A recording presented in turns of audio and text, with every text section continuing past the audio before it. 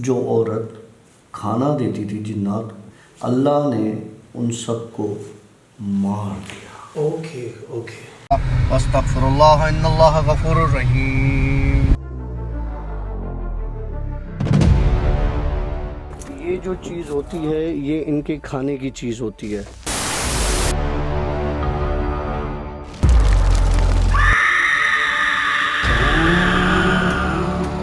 Alright friends, welcome to yet another the बूचो और the बूचो की एक और ख़तरनाक स्टोरी के साथ डॉक्टर काशिफ और मैं हूँ आशी। सर कैसे मिजाज है? ज़बरदस्त, सब ठीक चल रहा है? अल्हम्दुलिल्लाह। हाँ, पिछली स्टोरी में तेरा गला घुटा था, अल्लाह करे मेरा ना घुटे। नहीं ऐसा कुछ नहीं। तू देख सकता है, तू यूं करके इसको यूं भी कर सकता है, लेकिन मेरे को कोई करेगा तो मैं यूं दूंगा। कौन है कौन है? अच्छा भाई, क्या सुनाने जा रहा है? कहते हैं कि रिस्क जब अल्लाह आपको अता करता है तो उसका ख्याल रखना आपकी जिम्मेदारी है। ओके। आप पर फर्ज है। अगर आप रिस्क की बेहुरमती करोगे, अगर रिस्क के साथ नाजायज़ करोगे, अगर रिस्क को ज़ाया करोगे तो पलट कर आपसे बदला लेगा। अल्लाह रहम करे।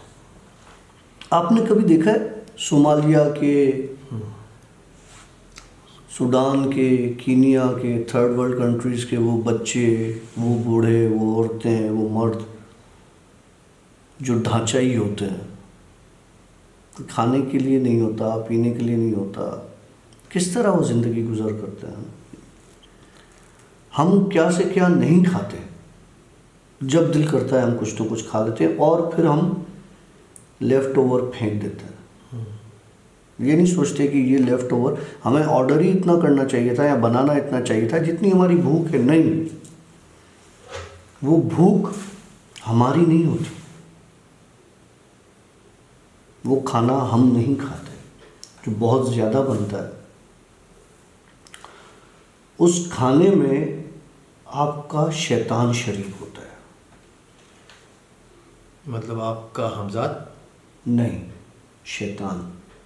अच्छा। तुम और मैं कितना खा सकते हैं? 18 रोटियां तू खा जाता आराम से। तो वो तो मैं हूं ना, तो तू कितनी खा सकता है? नॉर्मल इंसान हो तो मैं 2 चपातियां हार्डली। अगर उस 2 चपाती की जगह तू अपने लिए 5 चपातियां बनवाए, 2 किस्म के सालन बनवाए, सलाद, शरबत भी हो, जूस भी हो, चाय भी हो, कोल्ड ड्रिंक भी हो, उसे तुम किस कैटेगरी में काउंट करोगे? हम सिंधी में उसको कहते हैं हबच, लालच। आँखों की भूख कि मेरे पास ये भी हो, ये भी हो, ये भी हो, ये भी, मैं थोड़ा सा इसमें से खाऊंगा, थोड़ा सा उसमें। वो भूख तुम्हारी नहीं होती, वो भूख शैतान की होती है। वो खाना तुम्हारे पेट में नहीं जाता, वो रिस्क शैतान के पेट में जाता है। अल्लाह रहम करे भाई। इसका मतलब कि आप शैतान को फीड कर रहे हो, आप शैतान को पाल रहे हो।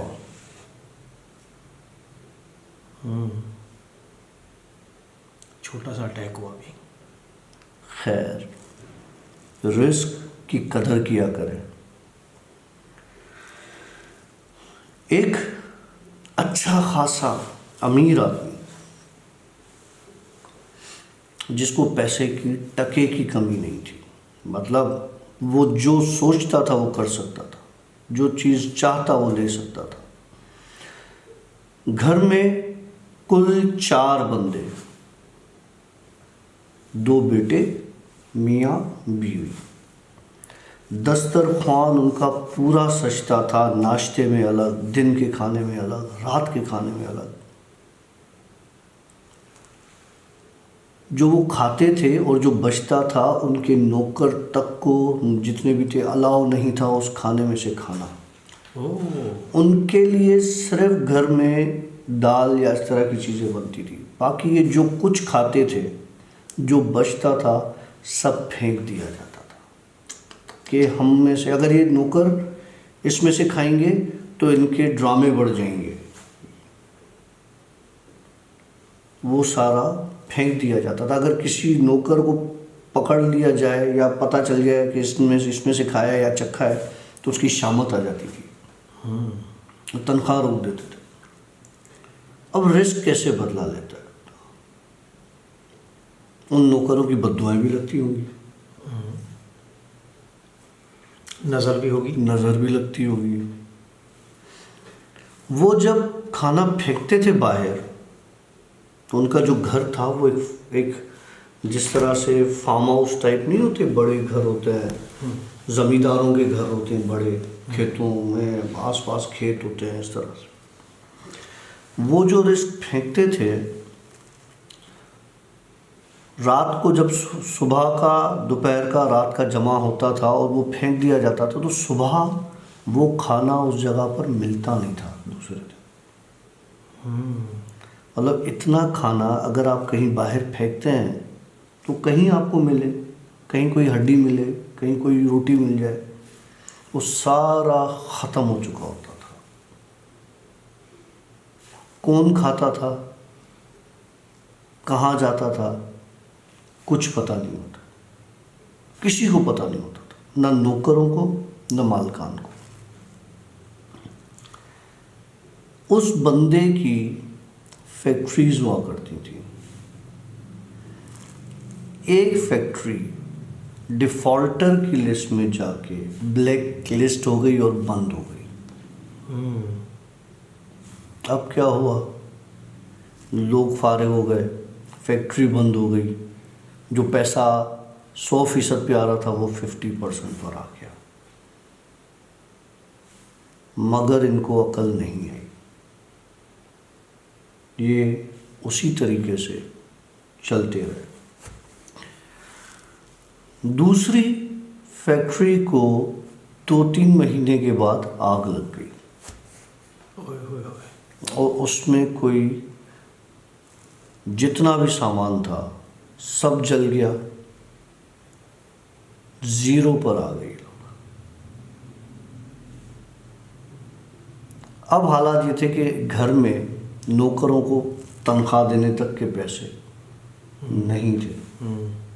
बंदे पे केस चल गया, जो इससे पहले वाली फैक्ट्री थी जिसको ये ब्लैक लिस्ट करवा चुका था 2 नंबरियों से, जो करते हैं ये इंडस्ट्रियलिस्ट।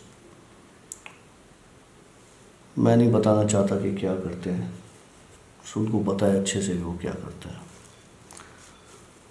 उन चक्करों में वो इंडस्ट्री, वो कंपनी ब्लैक लिस्ट हो गई। अब इसके कोर्ट के चक्कर लगना शुरू। कहते हैं जेल से और कोर्ट से अल्लाह बचाए। इसमें डरावनी चीज़ कहाँ है? कोई डरावनी नहीं। नहीं, मुझे फील हुई। खाना कहाँ जाता था?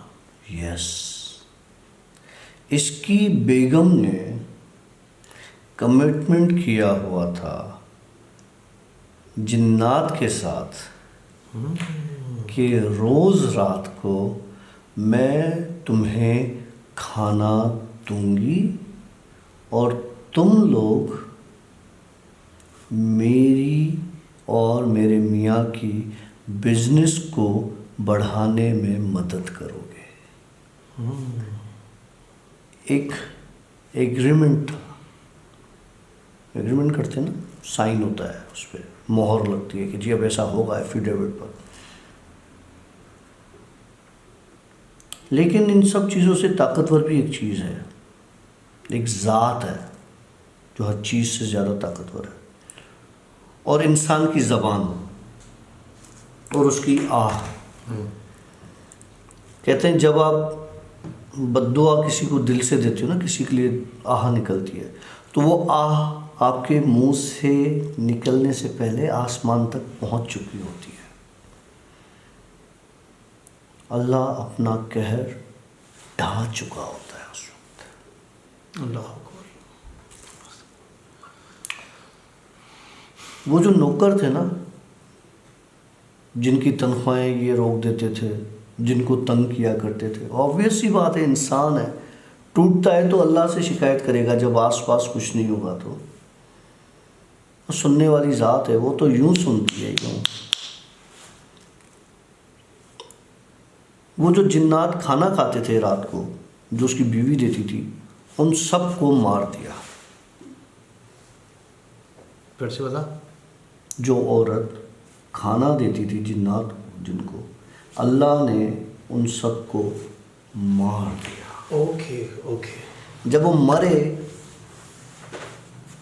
तो उनके ऊपर जवाल आना शुरू हुआ। अब ये ज़ीरो पर आ गया। इसके मियाँ को पता नहीं था कि इसकी बेगम ने क्या कमिटमेंट की हुई है। कमिटमेंट क्या की हुई है और किसके साथ की हुई है। खैर, ये कोर्ट के चक्कर, इधर के धक्के उधर के धक्के, ठोकर चले गए। एक एक्सीडेंट में इनका बेटा मारा गया। ओए ओए ओए। वो तकलीफ अलग। अब घर में 3 बंदे। मियाँ नमाज के लिए खड़ा हो तो कुछ ना कुछ ऐसा हादसा हो जाए कि वो नमाज ना पढ़ सके, कोई ना कोई ऐसी बात हो जाए कि वो नमाज ना पढ़ सके। परेशान हो गया। अपनी बेगम से कहा कि ये मसला हो रहा है, मैं जब भी नमाज की नियत करता हूँ या नमाज पढ़ना चाहता हूँ या कुछ भी, तो मुझसे हुआ नहीं जाता, मैं नहीं पढ़ सकता। कोई ना कोई मसला हो जाता है, कहीं भूल जाता हूँ, कहीं कोई बात हो जाती है। तो 2 दिन से ऐसे ही हो रहा है। अब बेगम को जाहिर सी बात है खुद के अपने कि कैसे बताऊँ, थी तो शैतानी औरत ना वो। उसने बोला आप काम करें, हमारा बिजनेस, जब आपने एक छोटी सी शॉप खोली थी, छोटे पैमाने से जब बिजनेस स्टार्ट किया था, तब मैंने एक अमल किया था। उस अमल से मैंने कुछ चीज़ें अपने काबू में की थी। और अगर आपको लगता है कि ये बिज़नेस आपके अकेले की तरक्की की वजह से है, मेहनत की वजह से, तो नहीं, वो चीज़ें आपको सपोर्ट करती थी कि जिसके पास कोई साइन करवाना होता था, कोई कागज़ साइन करवाना होता था, कोई लोन लेना होता था, ये चीज़ें उस पर मुसल्लत होकर वो करवा देते थे। तो ये मेरी वजह से आप कामयाब हुए हैं। हम दोबारा दोनों मिलकर अब ये अमल शुरू करते हैं। पहले मैं अकेली थी, अब हम दोनों करेंगे तो और ज़्यादा स्ट्रॉन्ग, ताकतवर चीज़ें हमारी मदद करेंगी। इंसान भूल जाता है कि ताकतवर एक ही ज़ात है, वो है अल्लाह की ज़ात। उससे बड़ा कोई ताकतवर नहीं है। वो यूं, जिसने फ़िरौन को डुबो दिया और दरिया में से रास्ता निकाल के हज़रत मूसा अलैहिस्सलाम को पार लगा दिया, वो खुदा है, वो अल्लाह है, वो सब कर सकता है, हर चीज़ पर गालिब है। तो उसके मियाँ ने जब ये सारी बातें सुनी तो उसके मियाँ को क्या करना चाहिए था उस वक्त? असूलन तो उसके मियाँ ने अपनी बीवी की बात माननी चाहिए थी कि मैं इतनी ऐसी जगह पहुंच गया अपनी बीवी की वजह से, तो मैं तो उसका ताबे हो जाऊंगा। उसने अपनी बीवी को कहा कि मैं तुझे तलाक देता हूँ। और उसने अपनी बीवी को इतने अरसे रिलेशन चलाने के बाद तलाक दे दी। तलाक दे के उसको बोला तुम निकल जाओ। अब उसने बोला कि अब मैं तुम्हें करके दिखाऊंगी कि तुम्हें दुनिया की कोई ताकत कामयाब नहीं होने देती। वो गई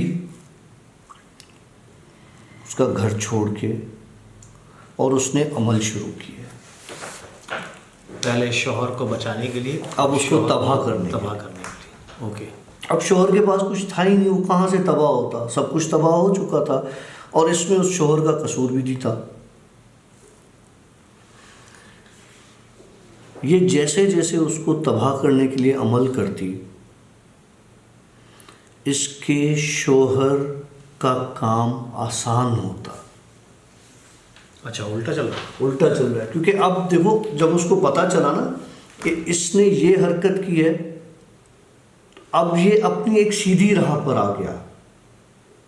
उसको भी समझाया, वो नहीं समझी, उसकी समझ में नहीं आई। एक बार उसको तलाक दे दी, बोला तू जा, तूने गलत किया है।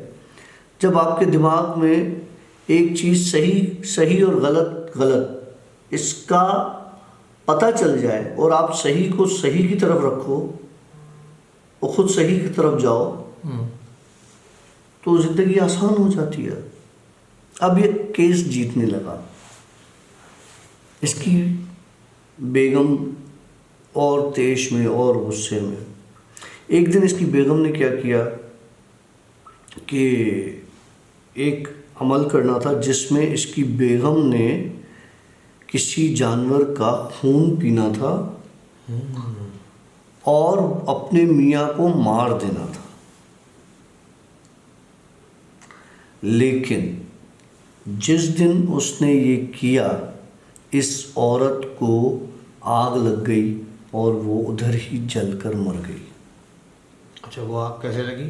कुछ पता नहीं, उसने खून पिया और उसके जिस्म में एक आग लग गई। मतलब बचाने वाले अल्लाह की ज़ात है। बेशक, बेशक, इसमें तो कोई शक ही नहीं।